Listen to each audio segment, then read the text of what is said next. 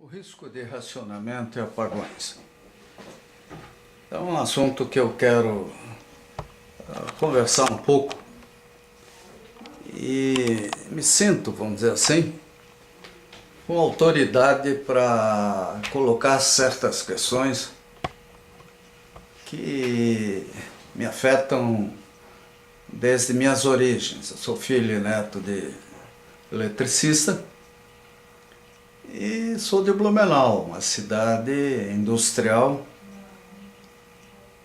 que viveu todas essas fases da energia elétrica, sistema isolado, má qualidade, a indústria tendo que se adaptar e fazer das tripas o coração para poder funcionar. Então, é um assunto que, por sorte também, eu posso dizer que tenho uma experiência grande, tá? E essa experiência, né, nessa fase de aposentadoria, o que eu posso fazer é ensinar, ou dizer, ou colocar questões que eu acho que são importantes. Ninguém é dono da verdade, né? A gente, por mais experiência, cultura técnica que tenha, pode errar. Então o ideal é que essa exposição estimule contribuições até para que no fim a gente tenha uma visão mais completa, né? No LinkedIn eu tenho participado de alguns grupos de debate extraordinários. Muitos amigos até têm pedido para entrar no LinkedIn, no meu grupo, só que o meu endereço do LinkedIn é o da Google, é Gmail, e não mesmo o login que eu uso, mas é Gmail. Alguém quiser participar desses grupos deve procurar isso aí. Mas a minha vida profissional foi muito rica, uma série de circunstâncias. Entrei na empresa numa área de testes e laboratório, passei 3 anos cuidando de manutenção de sistemas de controle, comissionando, né, com uma equipe excelente, subestação, até a usina de Júlio de Mesquita Filho, que não existe mais, Parigô de Souza, que a Copel está observando o comissionamento da usina de Parigô de Souza, porque na época ela não era da Copel, em 1971, cuidando de uma coleção de problemas que valeu, né? O sistema estava em formação, sistema interligado, e vivemos todos os pesadelos de um sistema em formação, tempo do CCOI, GCOI, e momentos geniais que a gente lembra com saudades, porque havia entre as empresas uma preocupação real de melhorar a qualidade do sistema. Quer dizer, não havia um grupo simplesmente fechado, coisa assim. E para os governadores, o fundamental era a qualidade, quer dizer, era que a gente acertasse, né? Agora, 2013, né? Estamos numa situação que dá até para entender por que chegamos a esse ponto. Nos últimos anos, nós fomos dominados por neuroses importadas, ONGs que procuraram agradar patrocinadores estrangeiros e colocaram aqui dentro todos os entraves possíveis e imagináveis ao nosso desenvolvimento. Isso foi muito ruim. Pior ainda foi a legislação criada, a péssima regulamentação, e mais ainda a precariedade da fiscalização, da vigilância em torno de questões ambientais e vai por aí afora, né? Bem, o perigo do Brasil vir a ter mais apagões é o terrível racionamento, e o terrível racionamento está de volta, por diversas razões. Se esse perigo é elevado, baixo, depende do ponto de vista de quem analisa. Ontem ainda ouvi um debate onde uma senhora dizia que o perigo é baixo. Bem, acho que ela nunca trabalhou em uma usina. Ela não tem noção, às vezes, talvez, do comissionamento, o que significa uma instalação nova. Peço desculpas a ela, mas foi o que eu senti. E quem viveu isso, eu fui gerente de manutenção de usinas da Copel na década de 80, a gente sabe da fragilidade de um sistema como o nosso. Então, quando nos expressamos, mostramos opiniões e conclusões do que sabemos, mas o universo de situações que nos levou a essa situação não é de domínio público, nem nossa presidenta conhece bem, pelo que sentimos ao notar que ela se posiciona mal diante dos questionamentos feitos. Vamos dar um crédito à nossa presidente Dilma Rousseff. Em primeiro lugar, é bom, mais uma vez, insistir o que é risco, o que é probabilidade. Quando alguém diz que não há nenhum risco, ou ele é dono de algum poder sobrenatural para impedir qualquer acidente e conhecer o futuro nos mínimos detalhes, ou ele não sabe o que é risco e probabilidade. Tá? Riscos existem, probabilidades devem ser calculadas. Né? Até na Mega Sena a gente joga na esperança de ganhar. E a probabilidade é infinitesimal de ter o primeiro prêmio lá dentro. Mas ali nós analisamos com cuidado o que é probabilidade ou não. Alguém diz, não, eu rezei muito, vou ganhar, ou sonhei com isso, sonhei com aquilo. Então essa visão, muitas vezes emotiva, do que é risco e probabilidade, análise de estatísticas, tudo, ela é ruim. Né? Nós já tivemos pessoas extraordinárias no setor elétrico nessa área, mas as pessoas envelhecem, se aposentam, saem das empresas, e começa tudo de novo. Então, em primeiro lugar, é bom falar de risco, a probabilidade de falhar, faltar, de acontecer algo ruim. O setor elétrico é extremamente complexo, está permanente sujeito a riscos de desligamentos e até de racionamentos, com ou sem chuvas.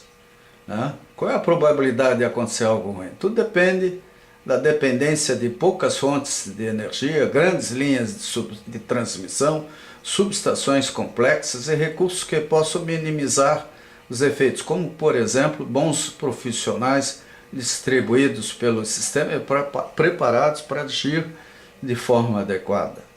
Ou seja, uma malha interligada que otimiza as fontes de energia, ela também, se por um lado permite essa otimização energética, por outro, ela introduz riscos que a gente tem visto nesses grandes apagões. Né? Então, um passeio pelo risco, quer dizer, novas e velhas instalações, a famosa curva da banheira, que todo mundo que estuda probabilidade, confiabilidade, é uma das primeiras coisas que ensina. Chuvas, né? Chuvas, tornados, ventos. Uma vez, na década de 90, eu fui de helicóptero com o diretor da Eletrosul, se não me engano, ou da Celesc, ver o que aconteceu com duas linhas de 500 kV que vinham de Foz do Areia para Curitiba. Era como se uma motosserra tivesse passado pela região. As árvores todas cortadas num raio de 2, 3 quilômetros e as linhas totalmente embaralhadas. Quer dizer, nós temos tornados, sim. E quando eles acontecem ao longo de uma linha, como já aconteceu no caso do sistema de Furnas, da usina de Furnas, ou aqui no Paraná, nós podemos ter acidentes que submeterão uma região a maior atenção ou racionamento, tá? Ou queima de transformadores de grande porte. Aí é pior ainda, porque a substituição de um transformador não é tão rápida, pode levar meses. E capacidade dos reservatórios, a dimensão da carga. Lógico, os reservatórios das hidrelétricas, eles fazem o papel dos tanques de combustível dos automóveis. Se você quer autonomia, a primeira pergunta que você faz quando compra um automóvel é quantos litros cabem no tanque, né?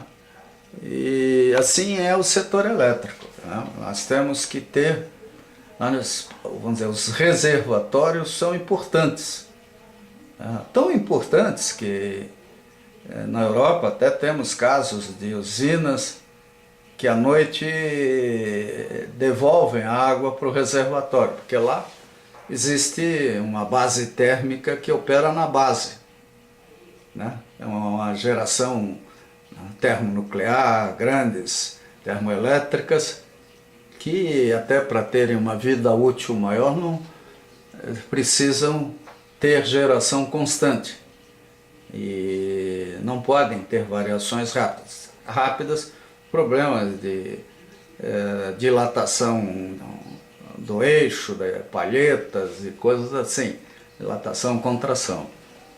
Então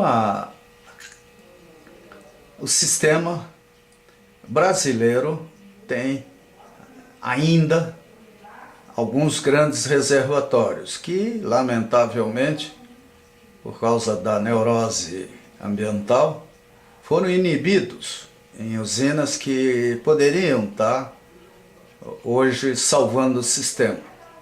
Nós temos o problema dos intercâmbios. Quanto maior o intercâmbio, principalmente entre longas distâncias, é lógico que a exposição das linhas é maior e a abertura delas pode provocar um apagão. A qualidade dos profissionais. Hoje em dia as empresas estão cheias de escaninhos e atribuições definidas, o pessoal de RH conseguiu travar muita gente e pior ainda, né? A geração, transmissão, principalmente essas duas, foram separadas, né? Algo que antigamente não acontecia e a gente podia aproveitar a gente de um lado ou do outro. Hoje qualquer coisa tem que passar por editais, licitação, até entre empresas aparentemente do mesmo grupo. Então, qual é o risco 2013, né? E o que não foi feito, né? Bem, voltando a falar do fator humano. O fator humano é essencial ao bom atendimento a consumidores. Quando pessoas incompetentes, ineptas ou mal intencionadas assumem cargos de comando, é muito difícil acreditar que teremos a otimização de qualquer empresa, serviço ou produto. Felizmente, quem escolhe os dirigentes das grandes concessionárias de serviços essenciais, que são acionistas, políticos, etc., tem a intenção de promover. Essas pessoas que escolhem têm a intenção de promover. Dificilmente elas têm a intenção de promover pessoas excelentes. O principal objetivo de quem pode decidir é o lucro máximo, a demagogia ou simplesmente facilidades que os inquéritos da Polícia Federal estão mostrando. Quer dizer, nós vemos a interferência até nas agências reguladoras, o que é assustador. São os fatores humanos, né? Um problema muito sério nas empresas são os famosos planos de demissão voluntária, que chegam a pagar fortunas para o indivíduo sair da empresa. Pô, será que ele é tão prejudicial assim à empresa? Treinamento. Como é que está o programa de treinamento, principalmente dos engenheiros? A gente vê muito treinamento que é resultado de equipes com a mídia grande em torno de suas teses. Agora, na engenharia não tem mídia, é aquilo, o cara tem que saber cheirar, sentir, ouvir, calcular, medir o que acontece com as máquinas e instalações. Desmembramento da geração, transmissão e distribuição de energia, isso aí foi péssimo. Motivação, né? As empresas parecem que querem adotar um modelo norte-americano, onde o funcionário é funcionário simplesmente, né? Então ele é um produto descartável. A meritocracia dá lugar a uma burocracia organizada que não é muito eficaz. E as ingerências políticas que todo mundo conhece, sabe como acontece. O fato é que o Brasil é um país gigante, né? Com muitos recursos energéticos. Felizmente não temos as facilidades de estar sobre mares de petróleo, o que exige o desenvolvimento de profissionais e muita competência para podermos aproveitar facilidades que demandam competência técnica, social e política para serem exploradas. Facilidade deseduca, né? Então o Brasil tem facilidades relativas que precisam de competência. Nesse janeiro de 2013, as usinas do Rio Madeira, né? Nesse início do ano, por exemplo, as usinas do Rio Madeira deveriam estar conectadas ao sistema interligado, o que faria risível qualquer preocupação com racionamento. Isso não aconteceu, é uma pena.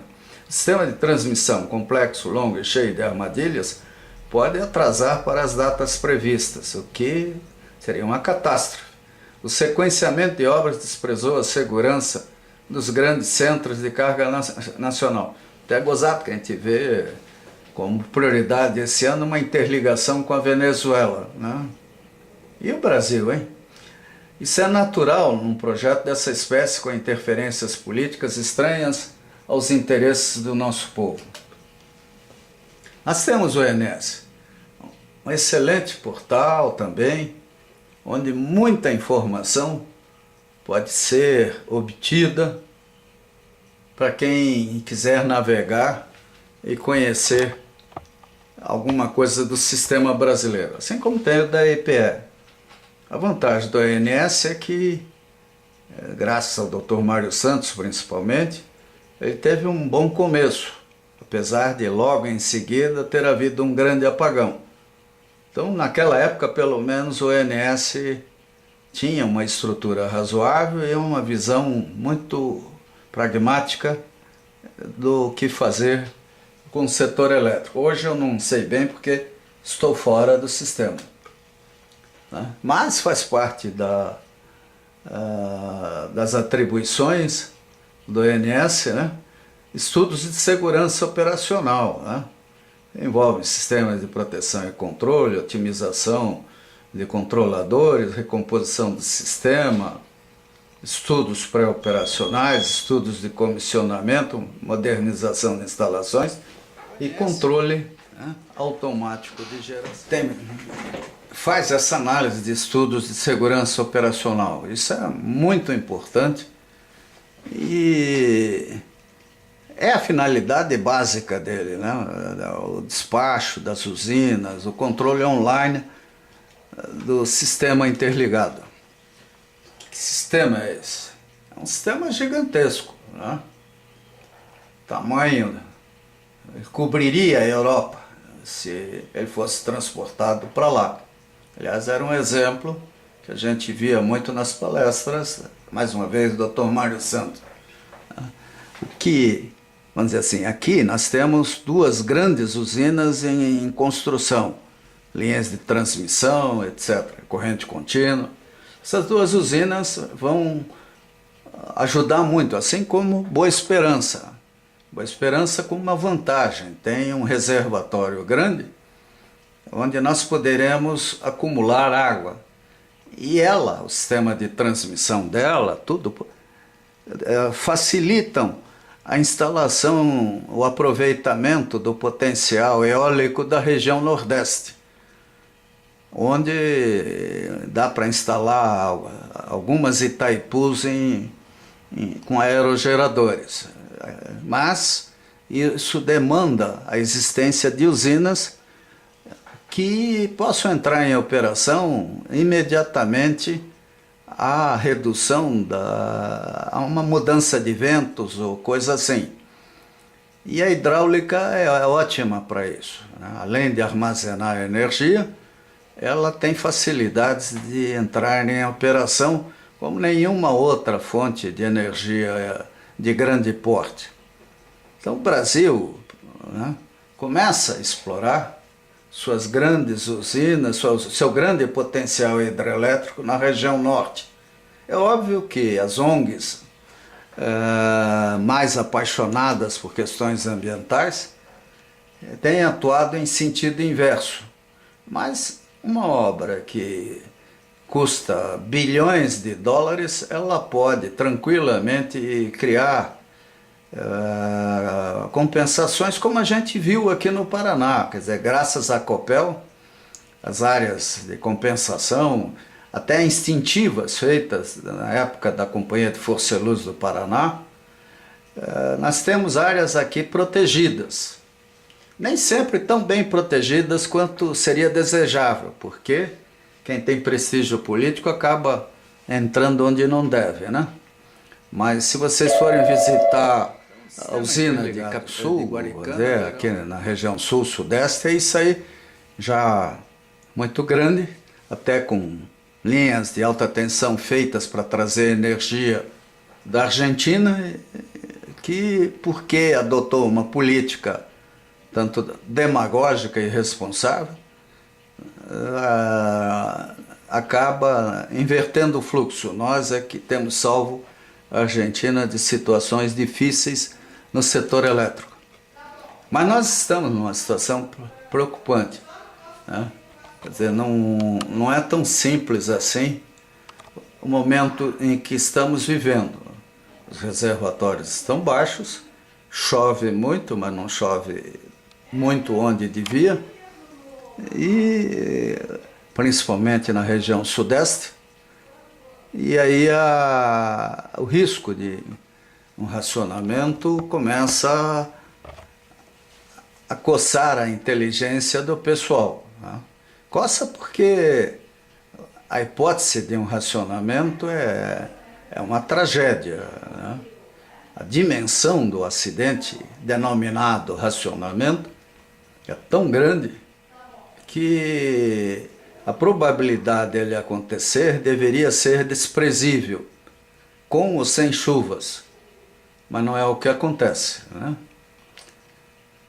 Então, de qualquer forma, é bom lembrar que outros mais simples, né, demoraram anos para que outros projetos, até que se resolvessem erros, como, por exemplo, as duas últimas máquinas da usina de Itaipu. Apesar de ser um final de contrato, de obra, sei lá, um novo contrato, mas num final de uma ampliação de duas máquinas, a usina, essas duas máquinas atrasaram demais, até de forma surpreendente. Então, acidentes também acontecem, seus efeitos podem ser devastadores, como eu falei, dos tornados, o vento é um grande inimigo do setor elétrico, pior até do que os próprios raios, né? Então, quando a gente vê que o país terá ventos de 100 km por hora ou mais, é bom pôr as barbas de molho, porque num vento com velocidade média de 100 km tem rajadas que podem chegar a valores muito mais altos, e deslocamentos grandes de ar podem provocar o acontecimento de tornados onde isso é possível. Então, a recuperação dos reservatórios está sempre sujeita a caprichos da natureza e falhas ou sucesso do sistema. A formação técnica. Nossa presidente é uma economista por formação, deve ter dificuldades de entender o que se passa. É natural. Sua vida profissional e política ocupou muitos cargos, inclusive no setor elétrico.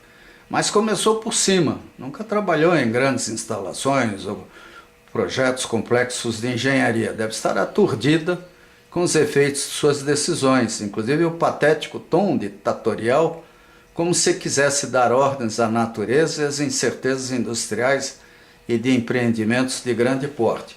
Aliás, foi um motivo até de cômico ver, quando houve um apagão no Rio de Janeiro, ela dizer que tinha determinado que a recomposição no Rio deveria durar no máximo 10 minutos.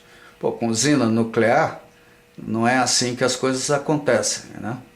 Então, a ignorância técnica é um problema muito grave. Opções econômicas na energia elétrica, conservação de energia, optou por favorecer as eletrointensivas, a nossa presidente. Vamos facilitar a exportação de lingotes de alumínio e outras coisinhas dessa espécie. Aliás, o primeiro mundo exportou para nós indústrias dessa espécie. A racionalização do uso da eletricidade não dá voto nem dólares imediatos. Por que o governo, por exemplo, não usou o mesmo empenho a favor da microempresa, da pequena empresa?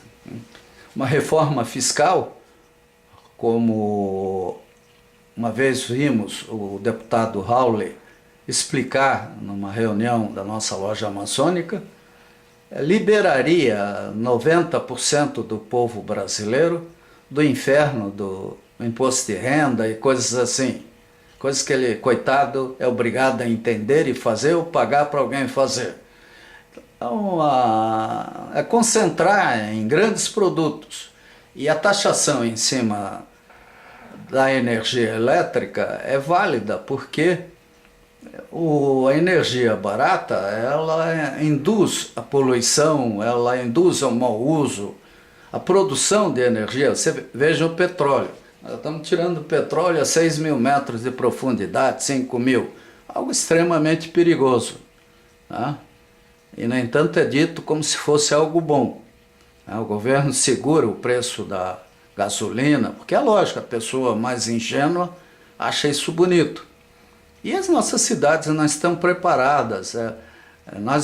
O Brasil parou durante décadas. Tá? Então, nós teríamos que gastar uma fábula de dinheiro na reforma urbana, né? Um processo de reurbanização onde a infraestrutura de água, esgoto, distribuição de energia, coleta de águas pluviais, tudo fosse atualizado, né, para a dimensão que as cidades têm e terão dentro dos próximos 20 a 30 anos. E isso não está acontecendo. Nós estamos gastando para receber os gringos, aí, a Copa do Mundo. Pão e circo. A velha receita para agradar o povo, desde os tempos de Roma. E é ruim, né? É lamentável que o governo tenha esse foco. Então é bom lembrar que dentro do cenário tropical brasileiro poderíamos investir muito em pesquisa, desenvolvimento de soluções e correções de erros que vão da arquitetura ao urbanismo, produtos e serviços, criando tecnologia nacional e gerando a curto prazo milhões de postos de trabalho sem pagar dividendos ou mandar importar mais combustíveis. O que surpreende é que, apesar do PIBinho, né, estamos nessa situação. Então isso é o aspecto talvez mais impressionante do que nós estamos vivendo. O Brasil cresceu pouco em 2011. Era para estar tranquilo na área energética. Afinal, em 2011, muita coisa foi colocada em operação. E, no entanto, estamos vendo aí o governo apavorado, promovendo reuniões, as reportagens dos nossos jornais e emissoras de televisão, que tem como visitar instalações em obras, tem acesso ao Tribunal de Contas da União, podem falar pessoalmente com autoridades que estão atentas ao que acontece no Brasil. Então, isso aí assusta. Então, estamos numa situação delicada por diversas razões e não simplesmente porque as chuvas atrasaram. Quer dizer, a chuva é um detalhe. O Brasil, apesar de crescer a passos de cágado, está chegando a limites perigosos. Teria sido evitado se, talvez com mais humildade, nossos mandatários se dispusessem a discutir com a sociedade civil organizada e experiente o que seria necessário corrigir. Ninguém imagina que a presidência da República seja onisciente e onipresente. Isso é um atributo divino e não humano. Lamentavelmente, esse estilo, às vezes agressivo, da presidente inibe críticas, né? A sua entourage lá já deve estar acostumada a saber o momento que pode dizer alguma coisa e deve ter medo, que afinal os salários são bons, isso dá visibilidade para quem faz parte de um governo em alto nível. E como tudo é um jogo, né? Assim como até agora não choveu, pode ser que daqui a um minuto comece a desabar um dilúvio lá no sul de Minas. Eles também se prevalecem do risco e já acrescentaram ao currículo deles cargos que vão gerar salamaleques onde forem, né? Então, o autoritarismo é necessário quando é importante derrubar grupos poderosíssimos, como aconteceu em torno dos juros absurdos que eram praticados no Brasil. Lamentavelmente, ali foi preciso mexer com isso na porrada e a presidente soube, sem ofender ninguém, simplesmente determinar aos bancos estatais que praticassem baixos juros. E o Banco Central mudou de diretriz. Ótimo, porque era inacreditável o que nós pagamos. Aliás, todo brasileiro deveria pegar uma calculadora, imaginar a partir de quando os juros poderiam ter baixado e calcular quanto dinheiro deixou de usar porque simplesmente pagou prestações absurdas, pegou empréstimos inacreditavelmente caros, né? O que a gente lamenta é o silêncio de sindicatos e de conselhos regionais. Aqui eu falo CREA, mas vale para todos eles. Parece que todo mundo está de férias, é aquele efeito mandrake. Janeiro e fevereiro o nosso pessoal silencia. E o cenário em que nós estamos vivendo é ótimo para os profetas do passado. Quer dizer, a gente diz, olha, o governo errou, como eu estou fazendo agora. Mas seria ótimo se nossos líderes especialistas estivessem usando as redes sociais, sei lá, até sinais de fumaça, dito que a coisa não estava bem, né? O silêncio das entidades é algo inacreditável. Então, onde estão? Foram cooptadas, estão sujeitas, satisfeitas com seus privilégios? Então, bem, isso tudo aparece agora a energia eólica, porque finalmente está chegando a vez dela, né? Não era o caso há 20 anos atrás, ou 15 anos atrás. Então, a energia eólica amadureceu muito, a tecnologia, as lógicas e coisas assim. Agora, é ruim se ela é viabilizada artificialmente por meio de incentivos fiscais e subsídios. Isso é um imposto camuflado, né? Mas há muitas formas de usar a energia eólica que não têm sido exploradas. O pessoal se fixou no modelo quando poderia estar aproveitando esse potencial eólico, principalmente em grandes condomínios, hotéis, resorts, etc. Mas não faz isso, né? Falta engenheiro, talvez, com visibilidade, com experiência e credibilidade para formatar essa questão. Uma coisa boa está sendo agora a Rede Globo, né? parece que ela mudou um pouco a sua diretriz. E a reportagem do Fantástico do domingo passado foi um torpedo abaixo da linha d'água, na empáfia até de lideranças que fazem o possível para a gente esquecer o que está acontecendo. Como eu disse, falta humildade, falta honestidade intelectual. Até na expressão, não há risco. O que é isso? Risco sempre existe. Então, no domingo, nós vimos, além do problema do setor elétrico, as refinarias, e ele poderia ter avançado mais, falando do setor da indústria naval e coisas assim, da nossa infraestrutura de modo geral, que poderia ser muito melhor, mas, lamentavelmente, é vítima da nossa rotina mal, vamos dizer, o preço da energia, os impostos, né? Então, o governo fez uma tremenda média ao tratar dessas questões. Agora, acima de tudo, é importante que a gente pondere a questão da redução das tarifas. Vi há alguns anos uma palestra de um deputado federal, o deputado do PSDB, atual secretário, acho que da Fazenda do Estado do Paraná, Hawley, onde ele tinha uma proposta de reforma fiscal que levaria a uma tremenda simplificação da máquina de arrecadação de impostos, o que atormenta todo brasileiro no início do ano, imposto de renda,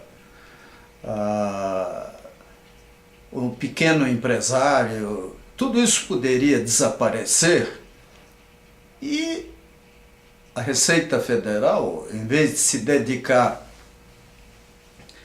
a cuidar de quanto eu e você ganham, ver com mais atenção o que grandes empresas faturam, como isso acontece, e aí sim aplicar o rigor da fiscalização e dos impostos. Além disso, bebida alcoólica, cigarro, energia, são coisas que deveriam pagar impostos pesados.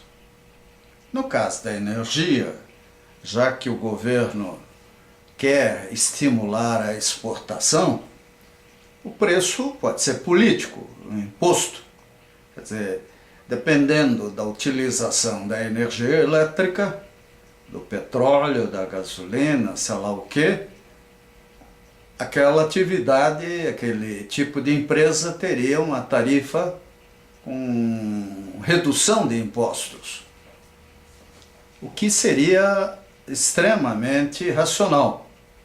Nós temos que cuidar da conservação da energia, do uso inteligente da energia elétrica, da energia como um todo. Problemas de poluição, meio ambiente, tudo recomenda um padrão de racionalidade no uso da energia. Nós já estamos querendo tirar petróleo do pré-sal. Quer dizer, qualquer acidente ali é um negócio gravíssimo. É um exemplo da necessidade de uso da energia e dos problemas que poderemos ter na produção. Então vamos vender essa energia a baixo custo. A energia, por tudo que ela implica, ela tem que ter um preço que atenda uma estratégia de desenvolvimento e de atendimento à população e também educativa, porque tudo que é barato acaba sendo usado de qualquer jeito. É o caso da cachaça, porque tantos brasileiros são alcoólatras, porque a cachaça é barata. Então povo mais humilde usa e abusa da bebida. A questão, portanto, da energia de baixo custo tem que ser avaliada para quem ela será de baixo custo, de que jeito, o que pode acontecer. E nisso tudo, a pergunta que não cansa de ser feita, a medida provisória 579 foi sensata, né?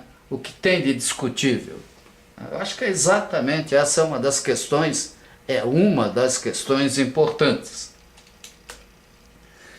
Então, ela, como impactou o setor elétrico nesse final de ano, de uma maneira surpreendente, porque durante anos o governo teve tempo para discutir essa questão, e justamente no meio de debates sobre royalties, mensalão e outras coisas, o governo edita uma medida provisória que teria, que deveria, que mereceria uma análise profunda sobre a renovação das concessões, né? Então vamos lendo, para não antecipar conclusões, e comentando, né?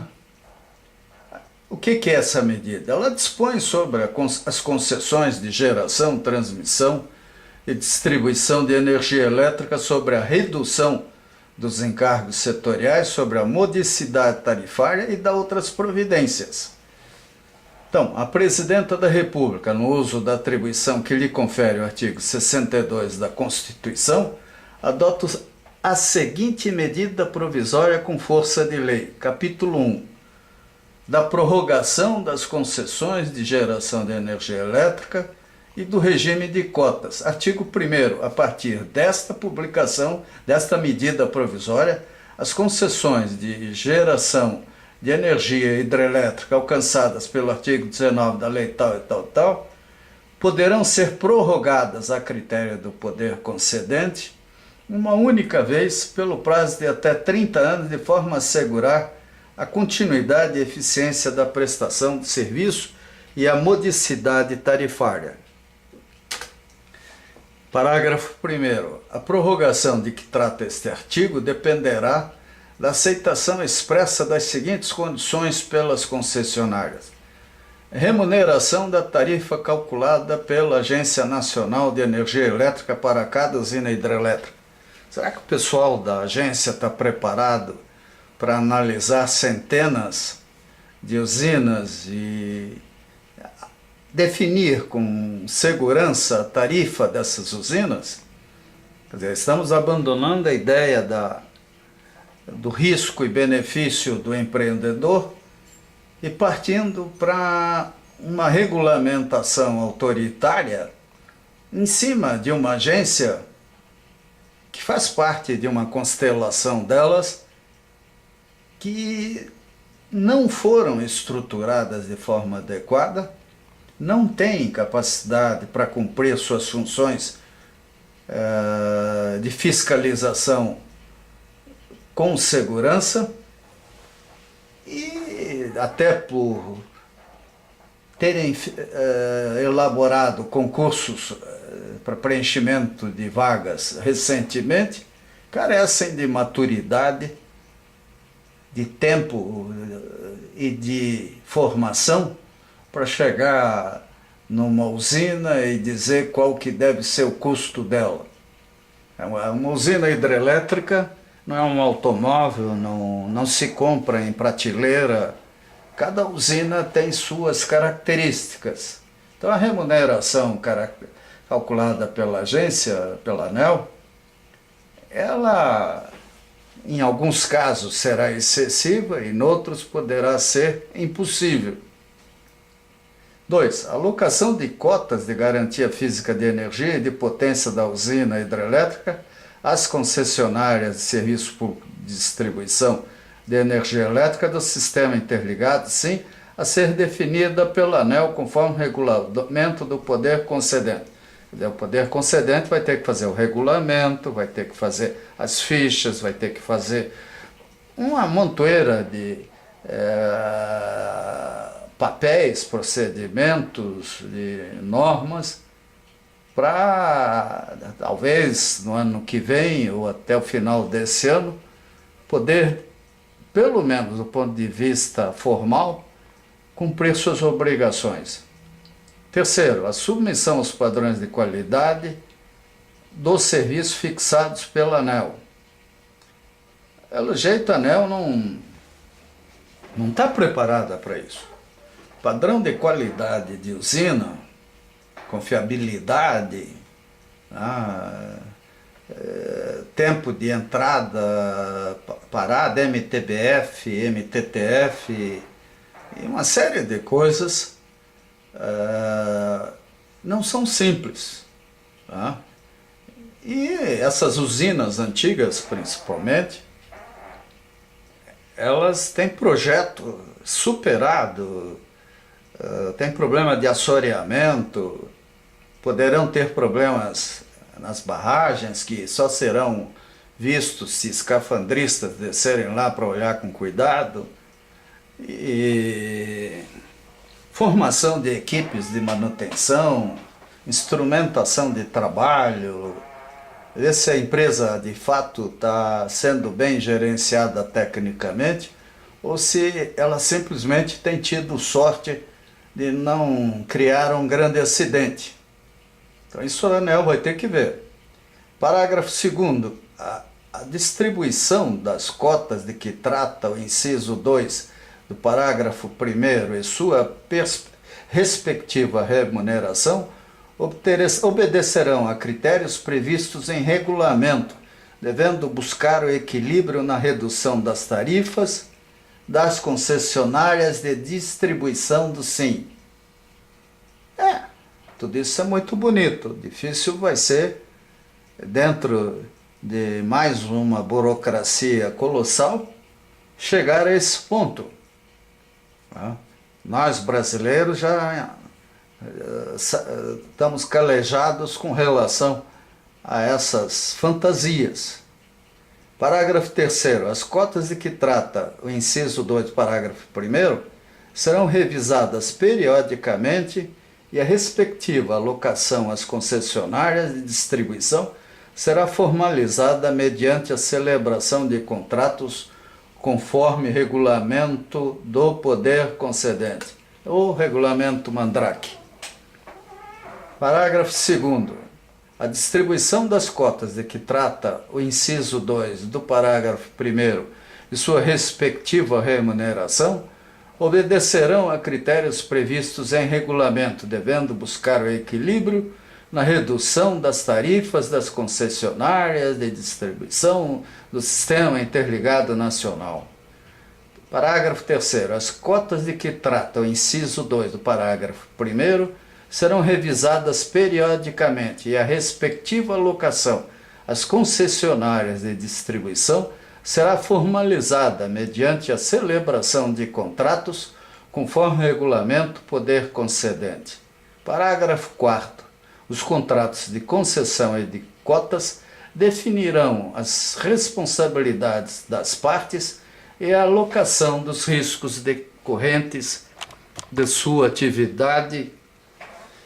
Bem, ou seja, por medida provisória, o setor mergulhou de novo nesse espaço obscuro da insegurança, da dúvida, sem necessidade, porque isso tudo o governo sabia que tinha que resolver há muito tempo e optou por agir dessa maneira. Quer dizer, é algo triste, lamentável. Mais uma vez o setor elétrico mergulha na insegurança institucional, de regulamentos, de normas e coisas assim. E como é que ficam os investidores? Tudo bem, se o governo federal se dispuser a investir e desprezar a iniciativa privada, tudo bem. Tem dinheiro para isso? Segundo lugar, Se a iniciativa privada aceitar, é lógico que o coeficiente, vamos dizer, as margens de dúvida vão se refletir no sobrepreço de suas propostas. Só um empreendedor maluco ou telecomandado pelo governo, no caso das fundações das estatais federais, assumirão riscos que um cidadão lúcido não aceitaria, porque o quadro e o comportamento, que é pior de tudo, do governo, é tenebroso. Vamos até arriscar dizer o seguinte: enquanto vivermos sob medidas provisórias, o Brasil não será um país de leis, não será um país estável. Excesso de concentração de atribuições na União, atribuições que deveriam ser dos estados e até dos municípios. Governos que administram o país nem sempre de forma lúcida, cercado por uma corte, uma Versalhes do século XIX, que está lá para aplaudir o humor e as inspirações divinas do chefe de plantão. Isso faz do Brasil um país confuso.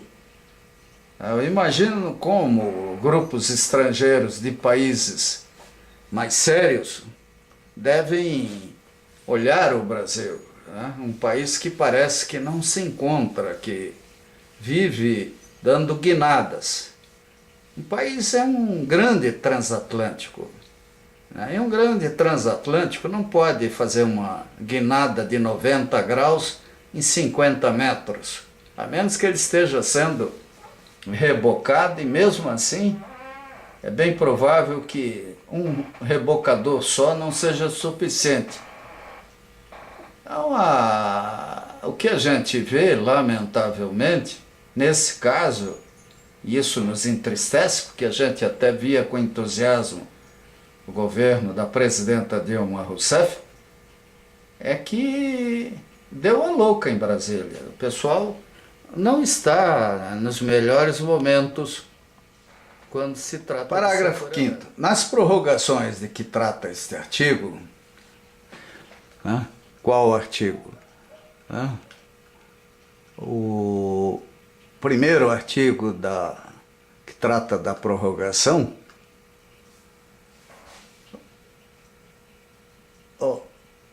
os riscos hidrológicos, considerado o mecanismo de realocação de energia, MRE, serão assumidos pelas concessionárias de distribuição, com direito de repasse à tarifa do consumidor final.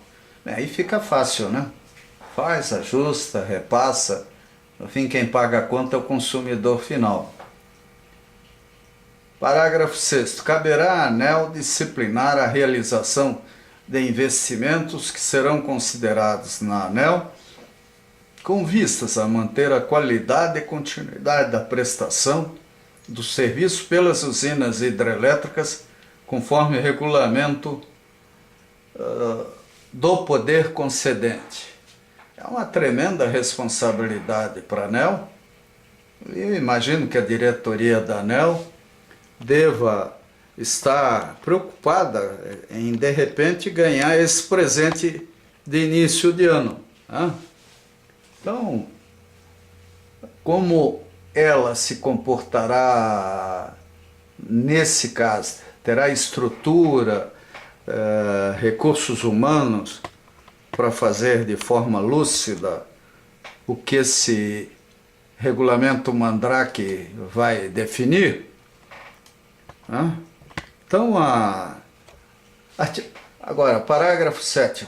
O disposto neste artigo se aplica às concessões de geração de energia elétrica nos termos da lei, do artigo 19 da lei 9.074 de 1995, foram não prorrogados ou que estejam com pedido de prorrogação em tramitação. Quer dizer, o último, a década de 90, quer dizer, faz 20 anos, isso aí, a Lei 9.074 e outras, passou por um terremoto, né? Que foi um período bom, né? Porque afinal o setor elétrico vivia a fantasia da tarifa única e coisas assim. Então foi quando as empresas de energia de fato se transformaram em empresas. Parágrafo 8º. Disposto nessa medida provisória, também se aplica às concessões de geração de energia hidrelétrica destinadas à produção independente ou à autoprodução, observado o disposto no artigo 2º. Aí há uma complicação, porque, poxa, se o empresário se preocupa em criar, vamos dizer assim, um sistema de autoprodução de energia, investe e tem isso agregado ao custo do seu produto, perder a concessão é um problema grave, né? E entregar para quem e como é que ele vai daí para frente continuar com seus produtos, seus contratos comerciais, com seu planejamento de expansão. Quer dizer, o ideal é que o governo repensasse essa questão. Parágrafo 9º. Vencido o prazo das concessões de geração hidrelétrica de potência igual ou inferior a 1 megawatt, aplica-se o disposto na Lei 9.074. Usinas, micro-usinas, o governo nem devia meter a cara, é complicar demais. Isso aí devia ficar a critério dos estados ou municípios. E a União procura administrar detalhes que só saturam o serviço de suas agências. É uma palhaçada. Então, vem a pergunta, né? Nesse contexto, e o uso múltiplo das águas, né? Quer dizer, a renovação das concessões, o ideal, principalmente no caso das usinas velhas, é que elas passassem por um processo clássico, vamos dizer assim, de discussão, de análises, para depois entrarem em licitação, porque novas exigências existem.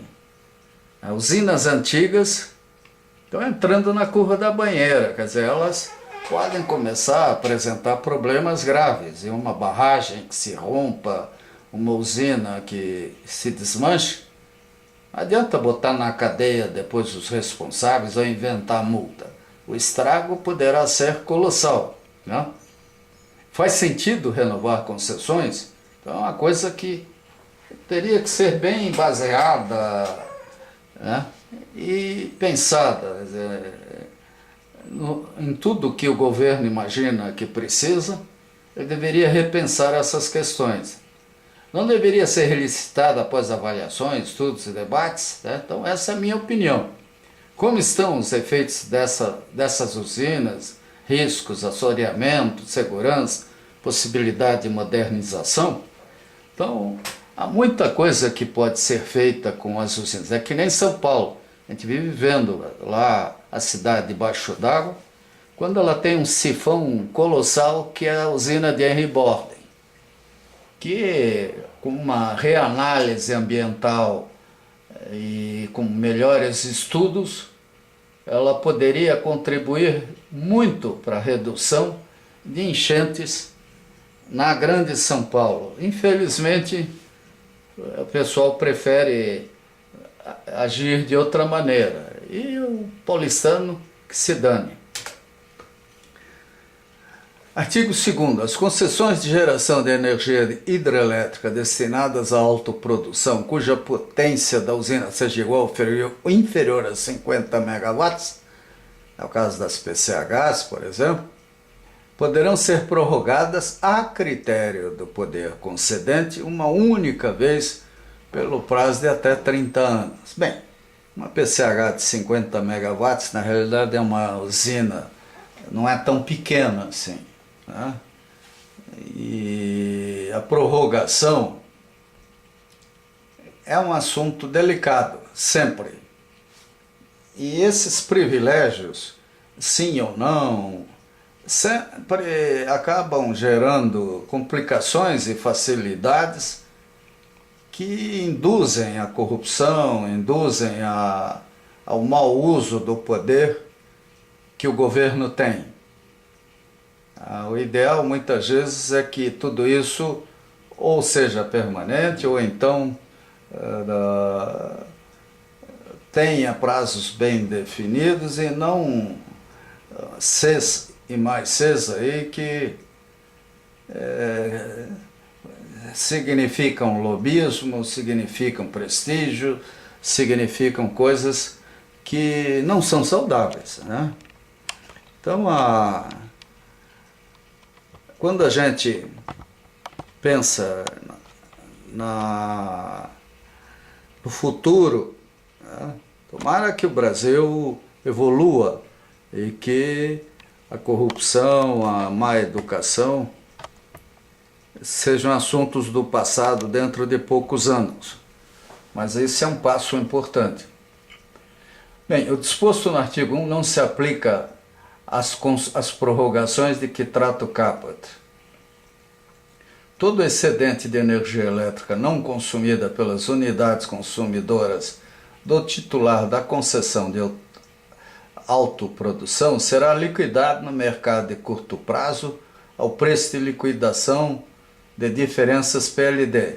Bem, isso significa que o autoprodutor tem que estar conectado ao sistema interligado, tem que ter autorização, poder operar com a empresa de distribuição e transmissão de energia mais próxima, o que nem sempre é possível de imediato, porque poderá implicar na necessidade de grandes investimentos, né? É até divertido ver esse pessoal liquidando uma energia que não pode entregar. O disposto neste artigo se aplica às concessões de geração hidrelétrica destinadas à autoprodução, independentemente da potência, desde que não interligadas ao SIM. Vai, coisa estranha. Quer dizer, direto ou indiretamente, a usina tem que estar interligada ao SIM. É lógico, não a rede de extra alta tensão, mas através da empresa de distribuição, chegar lá. A prorrogação de que trata este artigo será feita a título oneroso, sendo o pagamento pelo uso do bem público revertido em favor da modicidade tarifária conforme o regulamento poder concedente. Palavra mandrake, modicidade tarifária, né? Até hoje a gente não viu muito bem como essas coisas acontecem. E seria algo extremamente importante que todo o dinheiro arrecadado e gasto sob essa rubrica tivesse um portal público dedicado a ele, para que qualquer brasileiro pudesse vir a entender e rastrear o que o governo pensa por modicidade tarifária em qualquer dos serviços essenciais públicos que ele administra, em qualquer nível, municipal, estadual, federal.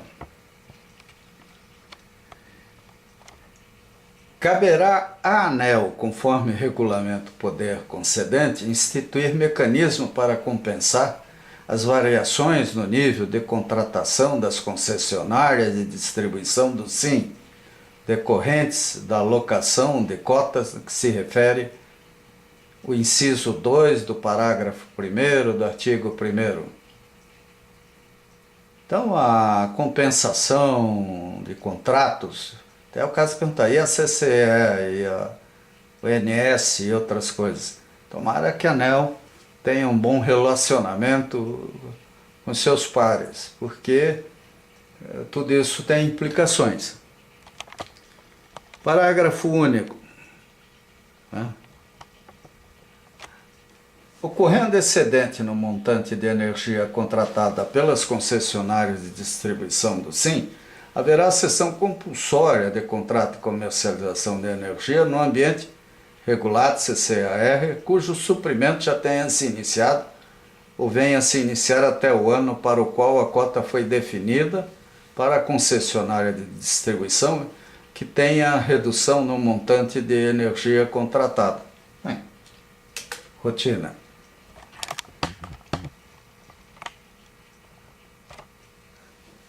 Artigo 4º. O poder concedente poderá autorizar, conforme regulamento, a ampliação de usinas hidrelétricas cujas concessões forem prorrogadas nos termos desta medida provisória, observado o princípio da modicidade tarifária. Bem, qualquer ampliação de hidrelétrica, qualquer mudança do projeto original de uma hidrelétrica é um assunto sério e ele tem que ser analisado sob diversos aspectos, né? Não apenas do ponto de vista de interesse da concessionária ou da ANEEL. Aí tem que ver outras agências, outros interesses, né? Para que o resultado final seja aceitável. Parágrafo 1º. A garantia física de energia e potência da ampliação de que trata o caput será distribuída em cotas, observando o disposto no artigo 2 do parágrafo 1º do artigo 1º. Segundo, os investimentos realizados para a ampliação de que trata o caput serão considerados nos processos tarifários. Também seria uma piada se não fosse, né? Agora a pergunta só é marota, de que jeito serão considerados, né? Então o investidor fica na dependência da boa vontade da ANEEL ou da CCE. Artigo 5º. A partir da publicação desta medida provisória, as concessões de geração de energia termoelétrica poderão ser prorrogadas a critério do poder concedente uma única vez, pelo prazo de até 20 anos, de forma a assegurar a continuidade e a eficiência da prestação do serviço e a segurança do sistema. É gozado, né, esse autoritarismo, né, só pode ser prorrogado uma vez. Vamos supor que a empresa seja competente, trabalhe direito, tenha uma boa equipe de manutenção e operação, aí volta então a relicitar e todos os riscos de uma empresa que pega uma instalação que não conhece. Parágrafo 1º. A prorrogação de que trata o caput deverá ser requerida pela concessionária com a antecedência mínima de 24 meses do termo final do respectivo contrato de concessão ou ato autógrafo. Em tempo, é bom lembrar que uma termoelétrica é uma oficina complexa, sofisticada, que gera energia elétrica. Então, quando você trata de uma grande termoelétrica, você leva anos para formar uma boa equipe, a ter tranquilidade, né, de não ter acidentes absurdos. Como a gente está vendo aí no setor elétrico, apagões, e o governo assodadamente até dizendo que é falha humana. É falha humana de quem decidiu que as equipes das concessionárias teriam que ser enxugadas, que dá mais lucro aposentar, que é importante subdividir, fragmentar o sistema. Então, coisas de um administrativismo primário geraram esses apagões.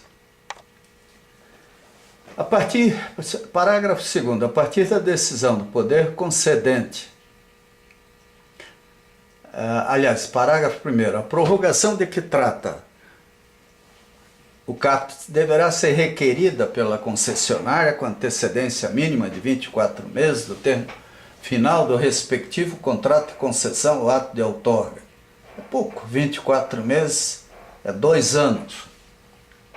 O ideal seria que isso fosse feito 5 anos antes, para que o governo pudesse, de fato, todos os ministérios, todas as agências envolvidas, analisar o pedido de prorrogação, né?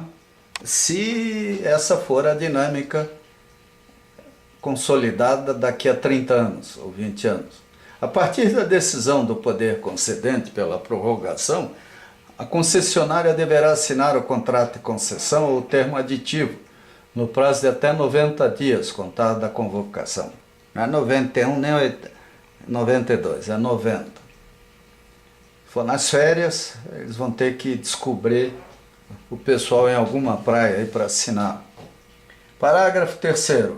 O descumprimento do prazo de que trata o parágrafo 2º implicará a impossibilidade de prorrogação da concessão a qualquer tempo. Aí depende de como o Poder Judiciário entender essa arbitrariedade criada por medida provisória. Pode ser que, por bem-aventurança daqui a alguns anos, esse dispositivo não exista mais na legislação, no governo, exceto talvez para casos de cair um meteoro, alguma coisa aí muito grande que crie, vamos dizer assim, que exija um estado de exceção. A medida provisória é uma excrescência, mais ainda num governo cuja Constituição Federal só falta dizer para nós como é que a gente deve sentar nas cadeiras dentro das nossas casas. Parágrafo 4º. A critério do poder concedente, as usinas prorrogadas nos termos deste artigo poderão ser diretamente contratadas como energia reserva. Por que não? Né?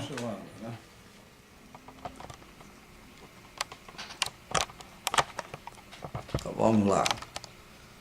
Medida provisória 579, capítulo 2, da prorrogação das concessões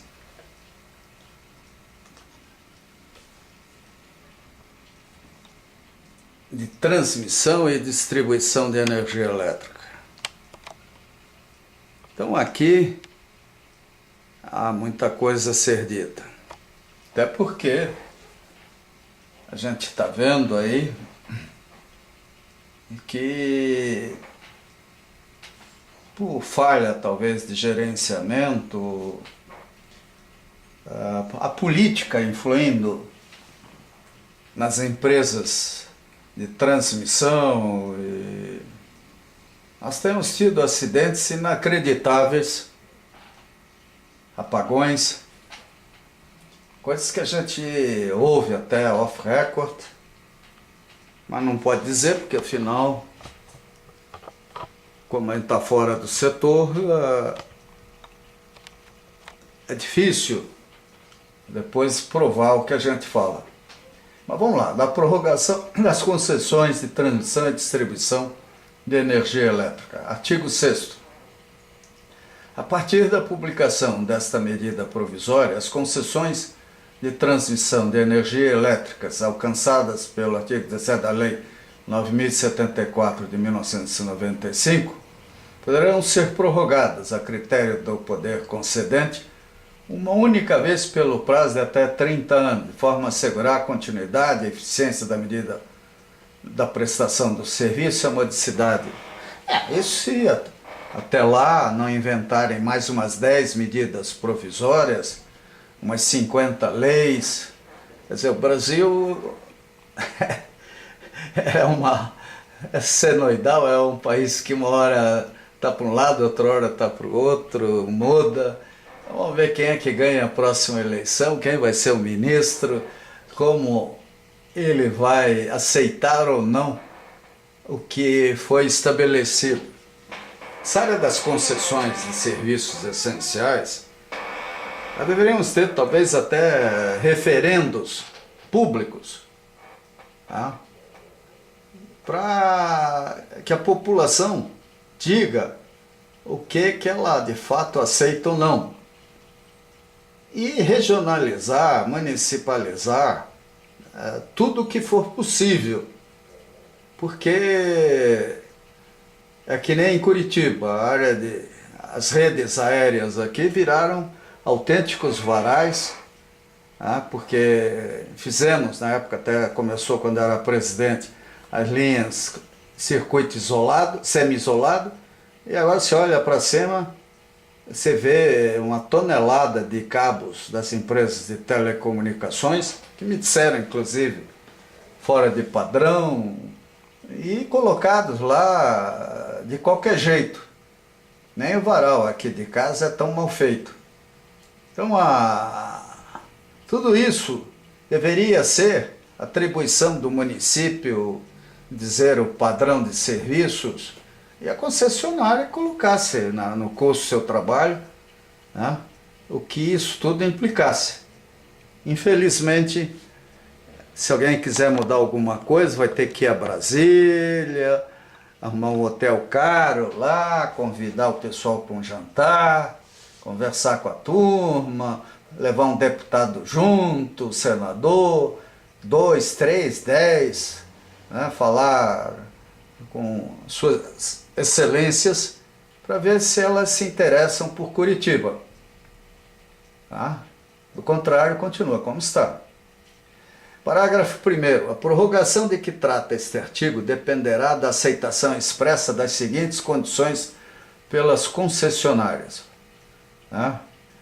Inciso 1º, acho que é assim que se fala, né?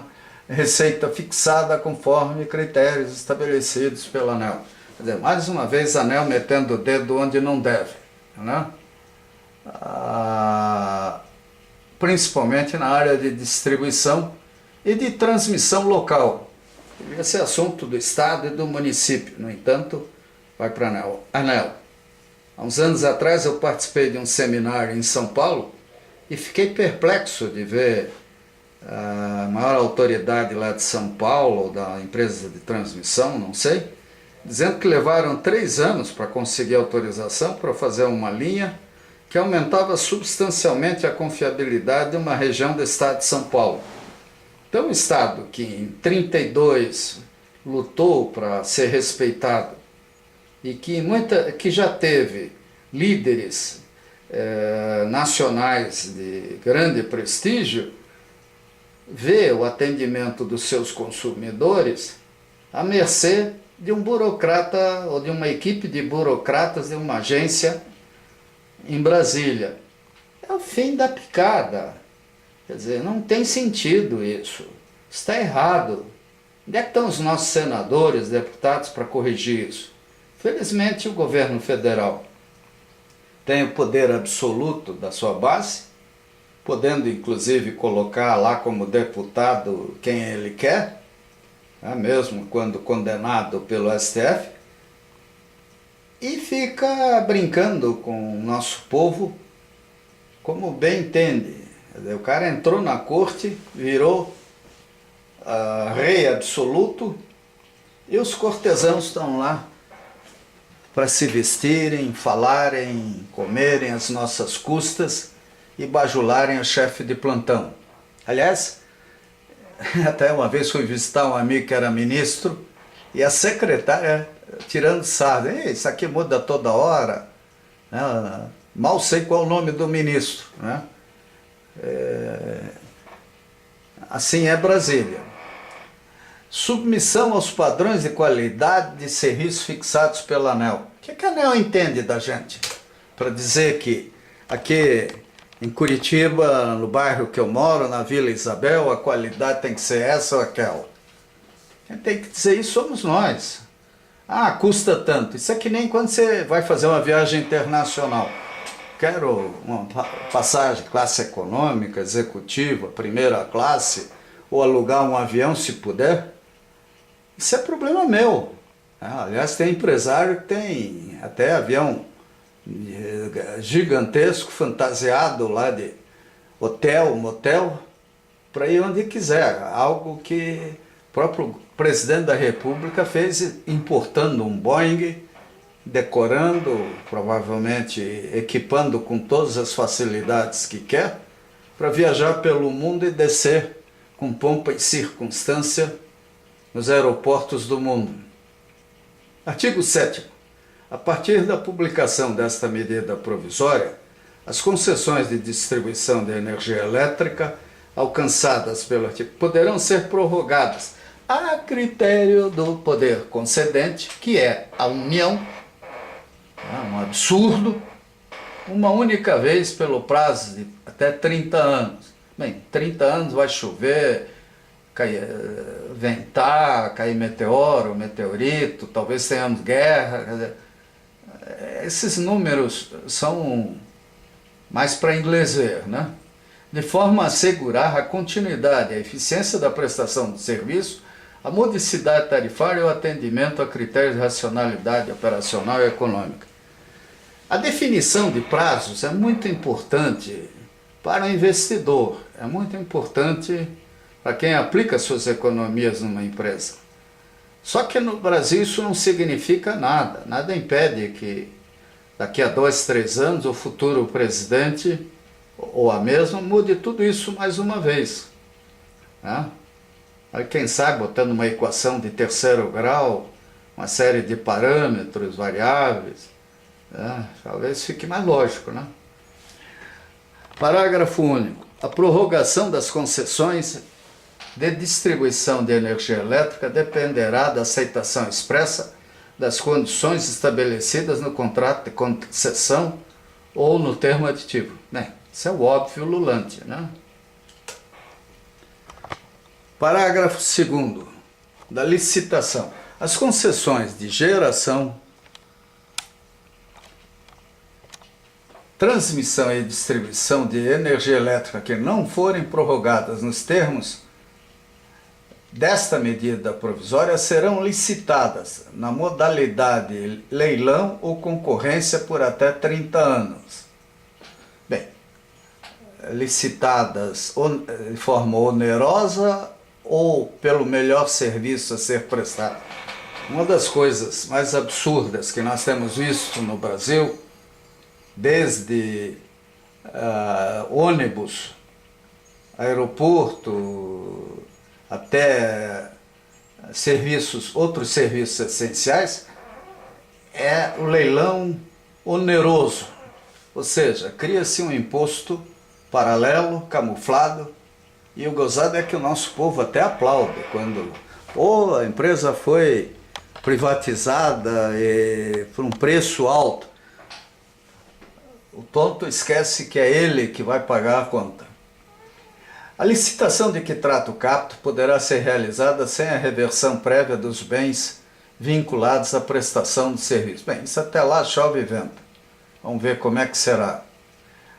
Parágrafo 2º. O cálculo do valor da indenização correspondente às parcelas dos investimentos vinculados a bens irreversíveis ainda não amortizados ou não depreciados utilizará como base a metodologia de valor novo de reposição conforme critérios estabelecidos em regulamento do poder concedente. Pois é, quando as coisas foram feitas, a China não existia, né? Como grande exportadora de produtos. Os preços caíram dramaticamente em alguns equipamentos e instalações. E a empresa que investiu dentro de um cenário onde os custos eram maiores, agora vai ter que aceitar indenizações em função do mercado atual. Isso é cretinice, né, gente? Não é justo. E pode ser discutido na justiça, porque afinal de contas havia um contrato. E os contratos novos não podem ter efeito retroativo. Isso é uma excrescência que a gente de vez em quando observa, mas que não pode continuar. Nossa esperança é que o STF novo corrija essas coisas, que o Brasil precisa ser mais razoável. Parágrafo 3º. Aplica-se o disposto do parágrafo 1º ao 6º artigo 1º, as outorgas decorrentes de licitações de empreendimentos de geração de que trata o caput. Bem, artigo 9º. Não havendo prorrogação do prazo de concessão e com vistas a garantir a continuidade da prestação de serviço, o titular poderá, após o vencimento do prazo, permanecer responsável por sua prestação até a assunção do novo concessionário, observadas as condições estabelecidas por essa medida provisória. E se ele não quiser? Se a Copel, CEMIG, etc., fecharem com portas as suas máquinas e entregarem a chave para o Ministério das Minas e Energia. Como é que fica o Brasil, hein? Esse poderá é frágil demais, né? E não se contrata equipes assim de estalo, ainda mais em instalações complexas como nós poderemos ter em muitas usinas. Essa fantasia perigosa, ela está aí, para quem quiser ler. Parágrafo 1º. Caso não haja interesse do concessionário na continuidade da prestação do serviço nas condições estabelecidas nesta medida provisória, o serviço será explorado por meio de órgão ou entidade da administração pública federal até que seja concluído o processo licitatório de que trata o artigo 8º. Quem sabe a Polícia Federal, o Exército, sei lá. O fato é que ninguém está preparado para isso. E isso aí é uma veleidade, é uma loucura. Aliás, eu já vi isso lá em Santa Catarina, quando as barragens do rio Itajaí acabaram com o DNOS, e a gente foi visitar e elas estavam praticamente abandonadas. Será que nós estamos repetindo essa situação? Parágrafo 2º. Com a finalidade de assegurar a continuidade do serviço, o órgão ou entidade que trata o parágrafo 1º fica autorizado a realizar a contratação temporária de pessoal imprescindível à prestação do serviço público de energia elétrica, até a contratação de novo concessionário. Fica autorizado, mas não obrigado. O que é perigoso. O órgão ou entidade que trata o parágrafo 1º poderá receber recursos financeiros para assegurar a continuidade e a prestação adequada de serviço público de energia elétrica. 4. O órgão ou entidade que trata o parágrafo 1º poderá aplicar os resultados homologados das revisões e reajustes tarifários, bem como contratar e receber recursos da conta de consumo de combustíveis, conta de desenvolvimento energético e reserva global de reversão nos termos definidos pela ANEEL. Esse tal de CDE aí nós vamos ver o que era. Parágrafo 5º. As obrigações contraídas pelo órgão ou entidade que trata o parágrafo 1º na prestação temporária do serviço serão assumidas pelo novo concessionário nos termos do edital de licitação. Ou seja, daqui a alguns meses ou anos, nós vamos saber quem vai assumir São Simão, o GPS e outras usinas. Até porque o pessoal está em férias, né? E depois vem carnaval, vem as férias de julho, né? Afinal ninguém é de ferro. Parágrafo 6º. O poder concedente poderá definir remuneração adequada ao órgão ou entidade que trata o parágrafo 1º em razão das atividades exercidas no período da prestação temporária do serviço público de energia elétrica. O poder concedente poderá definir remuneração. Ótimo, né? Mas será aceita?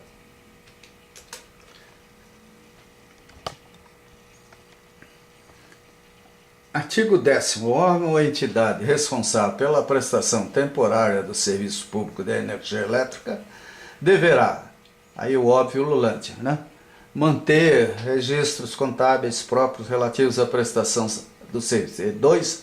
Prestar contas à ANEEL e efetuar acertos de conta com o poder concedente. Artigo 11. As prorrogações referidas nesta medida provisória deverão ser requeridas pelo concessionário com antecedência mínima de 60 meses, 5 anos, da data final do respectivo contrato ou ato de outorga, ressalvado ou disposto no artigo 5º. Tá estranho. Nós vemos prazos diferentes e prorrogações, das prorrogações, ou sei lá o que. Talvez haja uma falha aí nessa lei, nessa medida provisória. Nos casos em que o prazo remanescente da concessão for inferior a 60 meses da publicação desta medida provisória, está explicado aqui, o pedido de prorrogação deverá ser apresentado em até 30 dias do início de sua vigência. Haja burocracia rápida. A partir da decisão do poder concedente pela prorrogação, o concessionário deverá assinar o contrato de concessão ou termo aditivo no prazo de até 30 dias contados da convocação. Então, se a convocação levar 10 anos, ele vai assinar daqui a 10 anos. Parágrafo 3º. O descumprimento do prazo de que trata o parágrafo 2º implicará a impossibilidade da prorrogação da concessão a qualquer tempo. Contrato de concessão ou termo aditivo conterão cláusula de renúncia a eventuais direitos pré-existentes que contrariem o dispositivo nesta medida provisória. Isso é ótimo para as empresas federais. Elas não podem reclamar e assinam qualquer coisa que o chefe mandar. Artigo 12º. O poder concedente poderá antecipar os efeitos da prorrogação em até 60 meses do advento do termo contratual ou do ato de outorga. Antecipar os efeitos da prorrogação. Tá. Parágrafo 1º. A partir da decisão do poder concedente pela prorrogação, o concessionário deverá assinar o contrato de concessão ou o termo aditivo, que contemplará as condições previstas nessa medida provisória no prazo de até 30 dias. Tudo é aquela história, o uso do cachimbo deixa a boca torta, né? A geração dos anos 60 aí lutava entre dois extremos, ou a ditadura de direita ou de esquerda, principalmente. E está aí o resultado, né? Atos arbitrários, implícitos em um procedimento extremamente arbitrário que é a medida provisória. Parágrafo 2º. O descumprimento do prazo de que trata o parágrafo 1º implicará a impossibilidade da prorrogação da concessão a qualquer tempo. Parágrafo 3º. O concessionário de geração deverá promover a redução dos montantes contratados dos contratos CCEAR de energia existentes vigentes conforme regulamento. Artigo 13º. Na antecipação dos efeitos da prorrogação de que trata o artigo 12º, o poder concedente definirá, conforme regulamento, mandrake, aí o famoso regulamento, a tarifa ou receita inicial para os concessionários de geração, transmissão e distribuição. A ANEEL realizará a revisão extraordinária das tarifas do sistema de transmissão para contemplar a receita que se refere ao caput. É lógico que tudo depende da boa vontade da ANEEL, da qualidade da diretoria que tiver, do padrão ético, moral e profissional dos componentes dessa agência, que entre todas pode até ser considerada a melhor delas.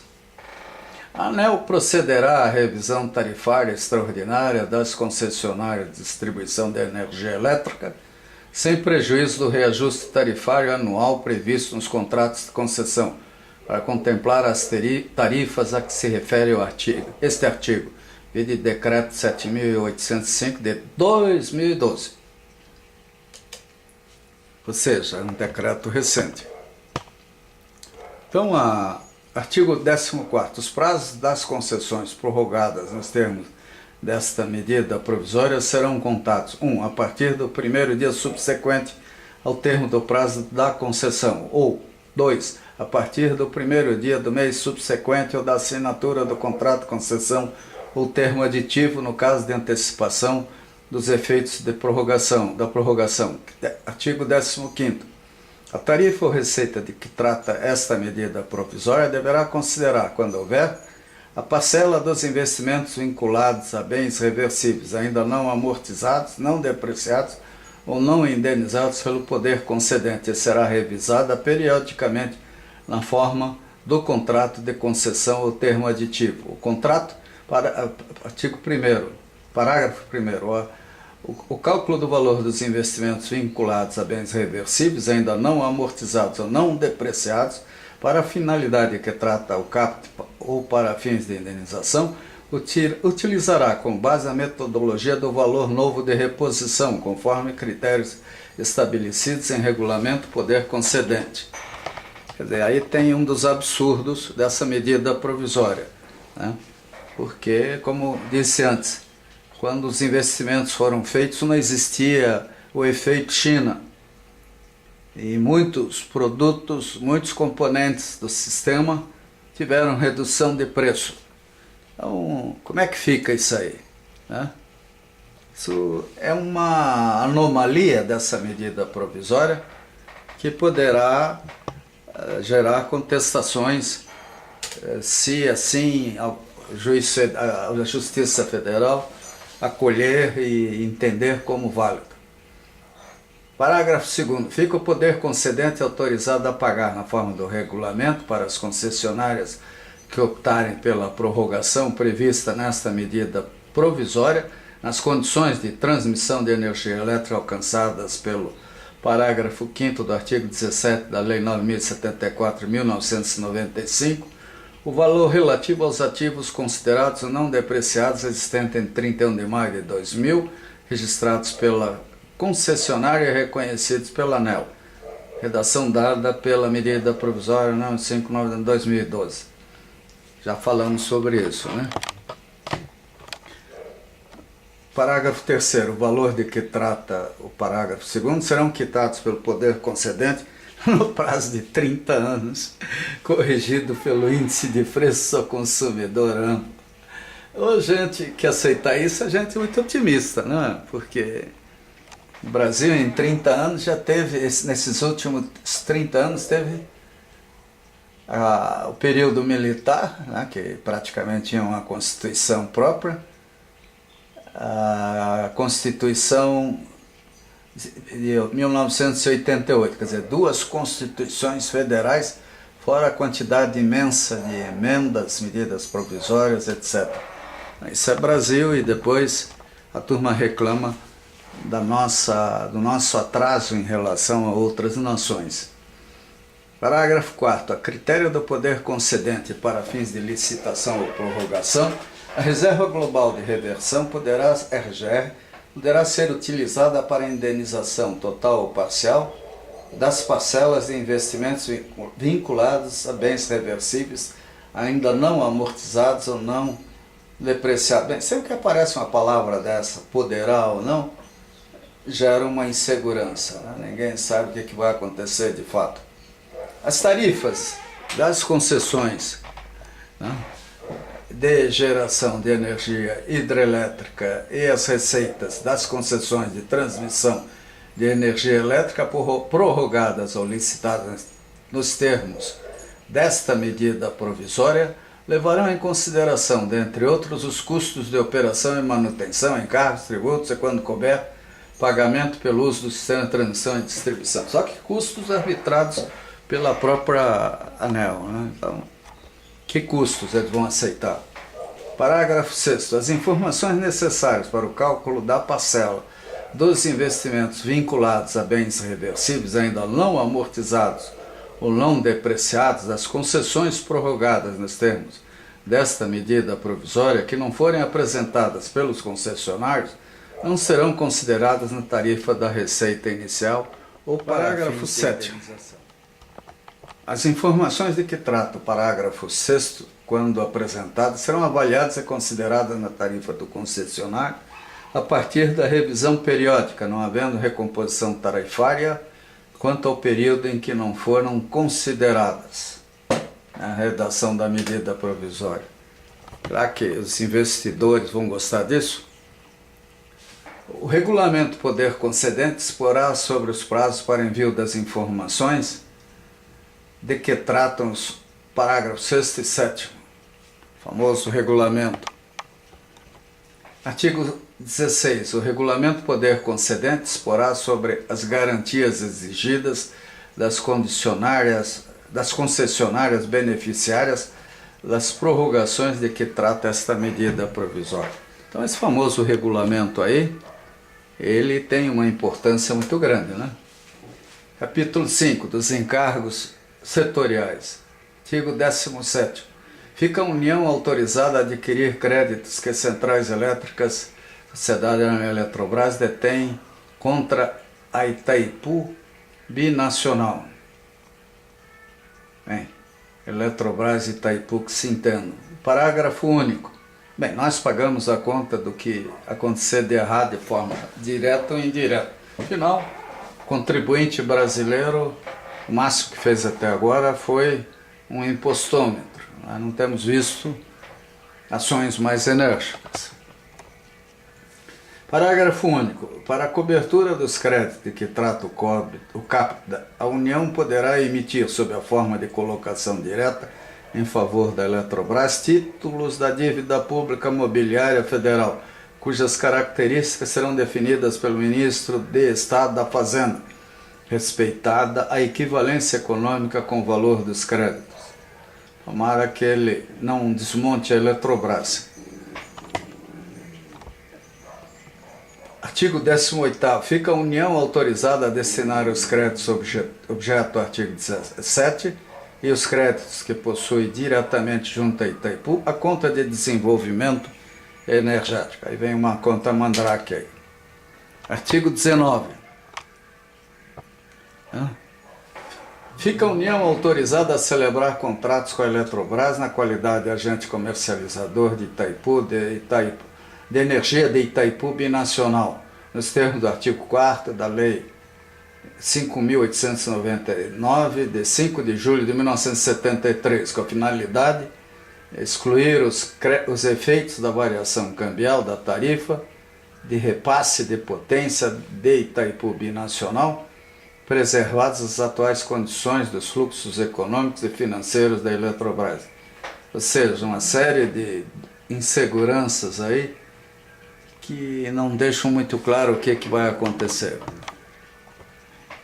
Parágrafo único. Os pagamentos realizados pela Eletrobras correspondentes à aquisição do serviço de eletricidade de Itaipu não serão alterados em função do disposto no CAPT, permanecendo integralmente respeitadas as condições previstas no tratado celebrado em 26 de abril de 1973 entre a República Federativa do Brasil e a República do Paraguai, promulgado pelo decreto, exceto quando o presidente do Paraguai pressiona o Brasil para aumentar a tarifa. Aí o tratado já não vale tanto, né? Afinal, o Brasil é rico, né? Pode pagar qualquer coisa.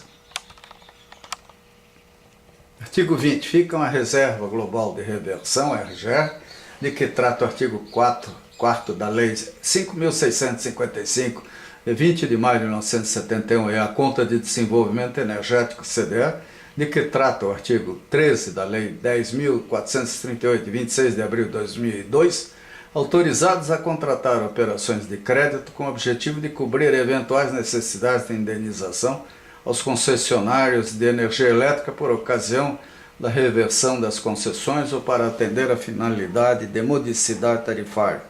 Aí é bom também pensar nas precatórias que vão surgir, nos processos, quer dizer, há muita coisa aí que pode acontecer.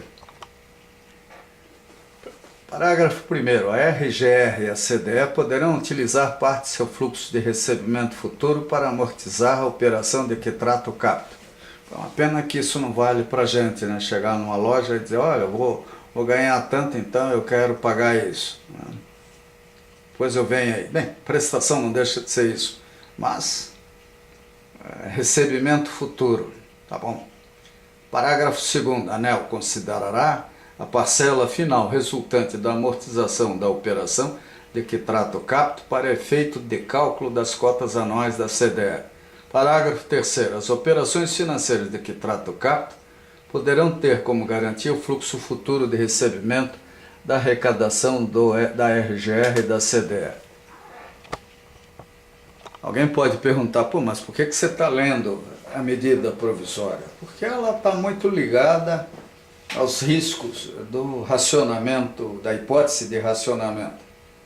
Quer dizer, no momento em que o governo precisava da tropa unida e bem comandada, ele entra com um uniforme novo, novas regras, hino diferente.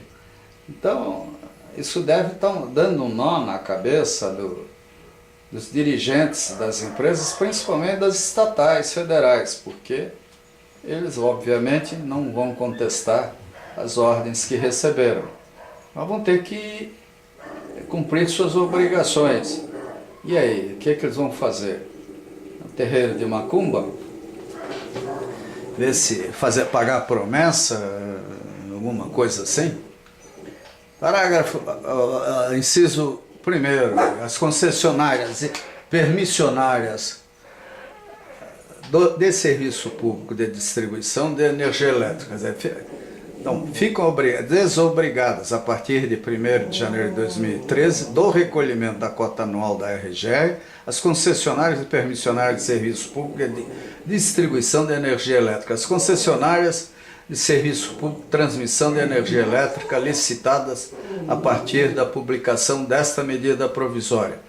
3. As concessionárias de serviço público, transmissão e geração de energia elétrica, prorrogadas ou licitadas nos termos desta medida provisória. Ou seja, o RGR desaparece, né? Artigo 22. Desaparece, mas é substituída pela CDE, né? Os recursos da RGR poderão ser transferidos à CDE.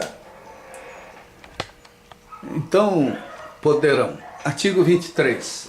A lei, voltando ao nosso assunto, né?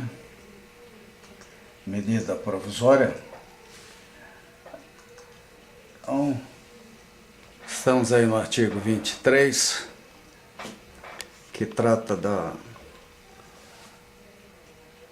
Lei 10.438, de 26 de abril de 2002, que passa a ter a seguinte redação. Artigo 13.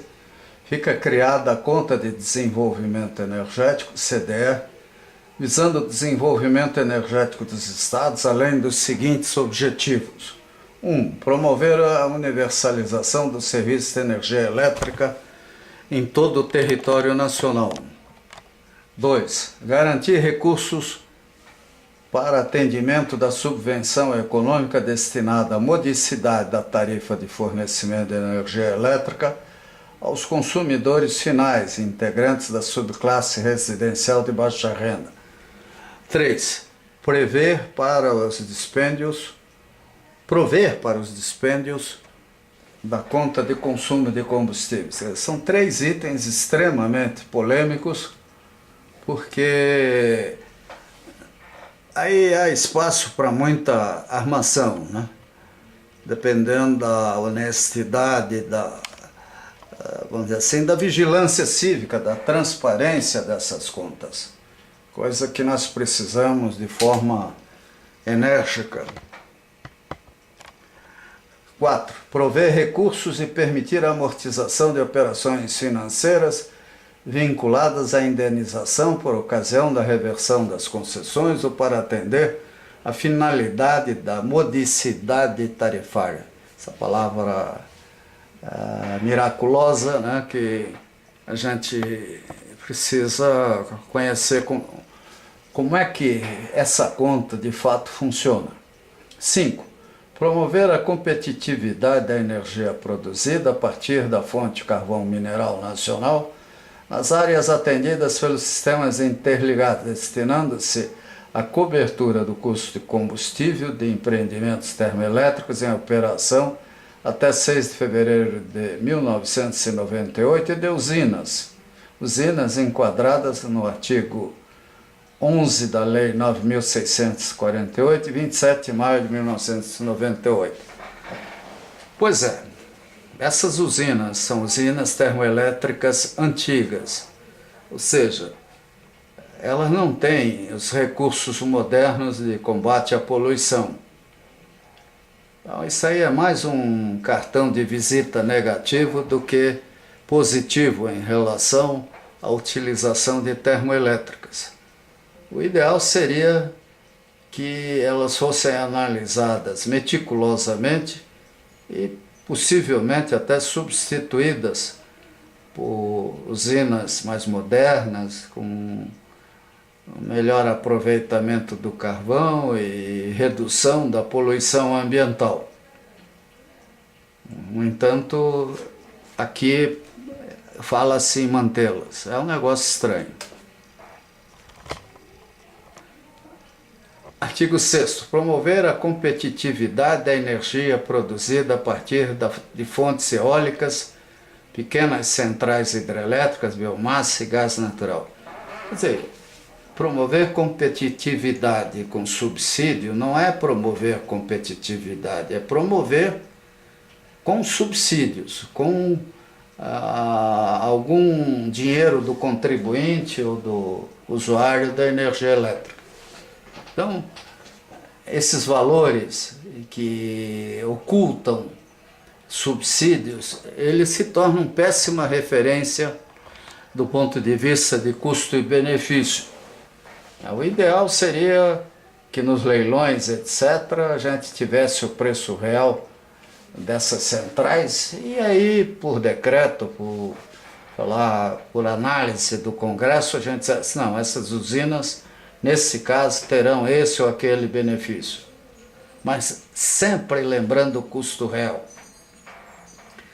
Parágrafo 1º. Os recursos da CDE serão provenientes das cotas anuais pagas por todos os agentes que comercializam energia com o consumidor final, mediante encargo tarifário incluído nas tarifas de uso dos sistemas de transmissão ou de distribuição, dos pagamentos anuais utilizados a título de uso de bem público, das multas aplicadas pela ANEEL, a concessionárias, permissionárias e autorizadas, e dos créditos da União de que trata os artigos 17 e 18 da medida provisória 579 de 11 de setembro de 2012. Pois é, aí tem um montão de coisa que vale um debate longo, minucioso, porque escrito assim tudo parece muito bonito, mas primeiro que cota paga por todos os agentes que comercializam energia significa um imposto, né? É um desses impostos camuflados, né? Encargo tarifário e pagamentos, vamos dizer assim, a título de uso de bem público. Quem? Concessionárias de serviços essenciais, né? Das multas, essas multas astronômicas que às vezes aparecem, que raramente são pagas. Em vez de multa tem que ser determinada a realização do serviço ou a cassação da concessão, seria o ideal. Então as concessionárias, esse mundo de Alice que a gente vive, ele não inspira confiança, né? Aqui, parágrafo 2º. O montante a ser arrecadado em cotas anuais da CDE serão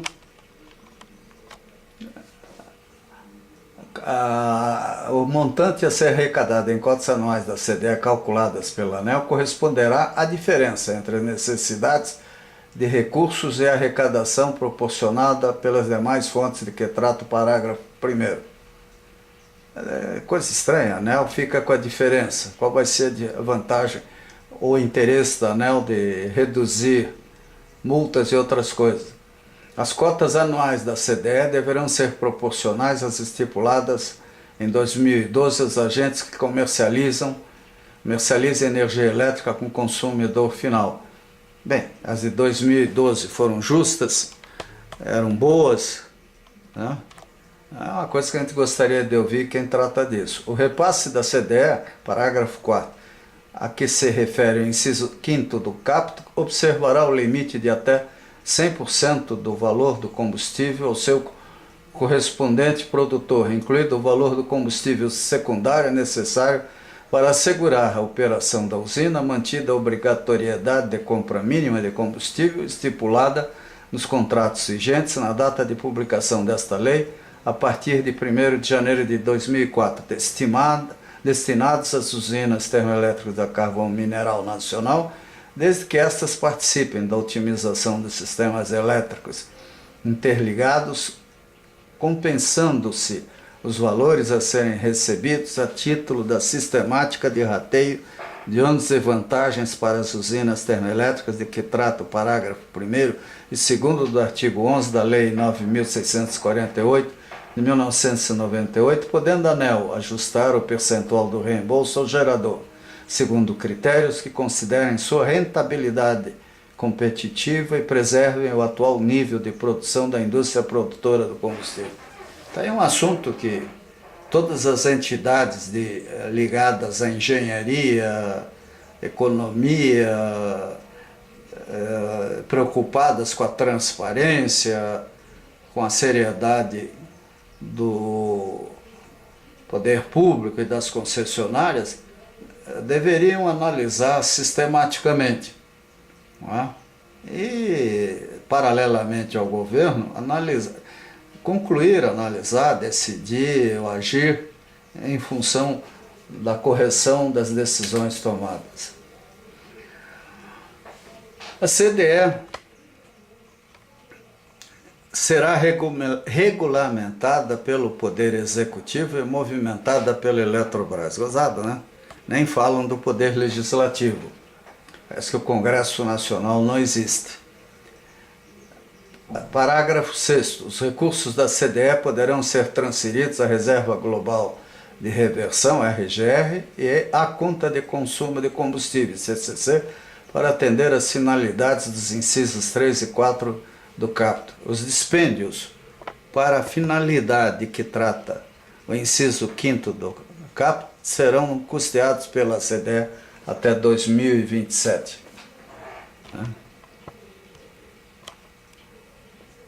Parágrafo 10º. A nenhuma das fontes eólica, biomassa, pequenas centrais hidrelétricas, gás natural e carvão mineral nacional poderão ser destinados anualmente recursos cujo valor total ultrapasse a 30% do recolhimento anual da CDE, condicionando seu enquadramento de projetos e contratos à prévia verificação junto à Eletrobras de disponibilidade de recursos. É um número mágico esse 30%, né? Até porque a geração eólica poderá ser gigantesca. E por que 30%? Né? Aí poderia até ter uma equação que ao longo dos anos, em função de parâmetros que o pessoal mais técnico pudesse apurar, ele fosse sendo corrigido. Né? 30%, número cabalístico. Não sei se é. O artigo 24. Fica extinto o rateio do custo-consumo de combustíveis para a geração de energia elétrica nos sistemas isolados de que trata o parágrafo 3º do artigo 1º da Lei nº 8.631, de 4 de março de 1993. Bem, sistemas isolados deveriam ter um tratamento muito especial. Né? A energia ela pode ser obtida de diversas maneiras. E a simplicidade de manter geradores diesel ou coisa assim nesses lugares é discutível e teria que ser reanalisada. Às vezes o pessoal está no meio de uma tremenda biomassa, né? Ou em lugares que tem vento, insolação. Tudo isso significaria, talvez, com vantagem para o contribuinte, uma solução melhor do que simplesmente isso aí que foi implantado há muitos anos atrás. Então, vamos agora às disposições finais.